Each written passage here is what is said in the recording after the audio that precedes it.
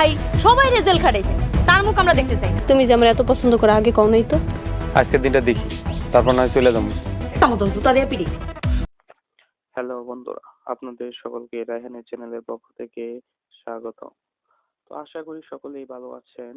তো আপনারা যারা আমার চ্যানেলটি দেখছেন আপনাদের সকলকে জানাই অসংখ্য অভিনন্দন। তো আমরা ধনী গরিবের 36 নম্বর পর্বে দেখেছিলাম যে জ্যাঠামশাই রিমা আর সোহাগের বাড়িতে এসে খুবই মিল মহব্বত দিচ্ছে এবং তার বাবা মার কাছে বলছে যে সে ধনী গরিবের কোনো ভেদাভেদ নেই। অন্যদিকে লুটাস ও লতিফ যখন কথা বলছিল তখন সুলতানা আসে এবং সুলতানা খুবই রাগারাগি করে লুটাসকে লতিফের সাথে কথা বলতে দেখে। তো লুটাস বলতেছিল লতিফ খুবই ভালো এবং সুলতানা বলছে ওটা একটা শয়তান। তো আপনারা কি মনে করেন আসলে কি লতিফ ভালো?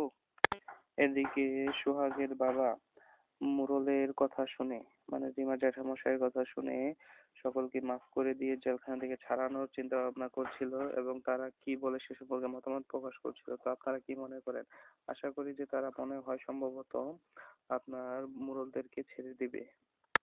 রিমার জ্যাঠামশাই যে রিমারা পরামর্শ করতেছে এটা বুঝতে পেরে আপনার সে তাদেরকে বাড়িতে নিয়ে তারপর কত গানে কত ছেলেটা বোঝানোর চেষ্টা করবে।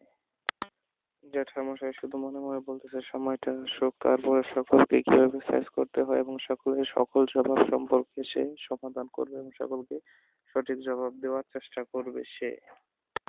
এদিকে লিমন তাদের সকল জমি সবকিছু দেখতে আসে এবং বলে এত জমি হিসাব কত হবে তা জানতে চায় এবং সে সম্পর্কে মাস্টার ভালো জানে। এদিকে সুলতানা এসে লিমনকে বলে যে তাকে নিয়ে ঘোরাবে এবং তার সাথে ঘুরে ছেলেদেরকে দেখিয়ে দিবে যে সে তার থেকে ভালো রিজার্ভ করে। রিমার যে সমস্যা ভালো একটা চাল দিয়েছে এবং গরিবদের ঘরে বসে সে খাবার খাচ্ছে একমাত্র তার ভাইদেরকে ছাড়ানোর জন্য এবং ভালো মতন সকলের সাথে মিশছে যাতে সে আপনার তার ভাইদের ছাড়াতে পারে এবং গরিবদের উপর একটা ভালো প্রতিশোধ নিতে পারে। আপনারা দেখতে পাচ্ছেন তার মনে কি চলছে, খুবই ভয়াবহ একটা পরিকল্পনা চলছে।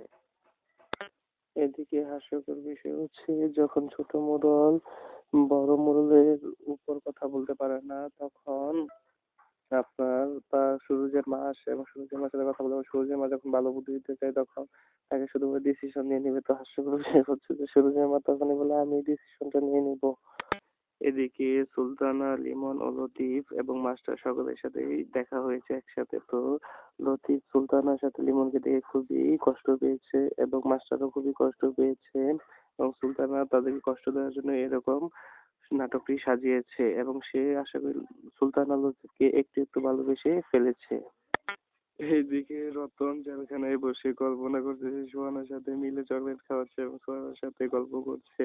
তা দেখে জেলখানার সকলে যে বড় মুরল এবং তার ভাইয়েরা সকলে তার উপর খুবই রেগে গিয়েছে। তো বন্ধুরা আমরা 37 নম্বর পর্বে দেখবো যে লিমনকে লিমন সুলতানের সাথে লিমন রিমাকে বলছে যে আগে থেকে রিমাকে পছন্দ করতো, তার বিয়ে হওয়ার জন্য তাকে সে এখন আর পছন্দ করতে পারছে না। তো আমরা আগামীকালই আপনার 37 নম্বর পর্বটা হয়ে যাব এবং সকলেই দেখবো যে আশা করি নাটকগুলো ভালোই লাগবে এবং ধনী গরিবের লড়াই চিরকাল থেকে যাবে, আশা করি এটা থাকবেই। তো আপনাদের সকলকে ধন্যবাদ, আপনারা সকলেই আমার চ্যানেলটি সাপোর্ট করবেন এবং প্রতিনিয়ত আমার চ্যানেলের উপর নজর রাখবেন। তো প্রতিদিনই আপডেট পাবেন। ধন্যবাদ সকলকে।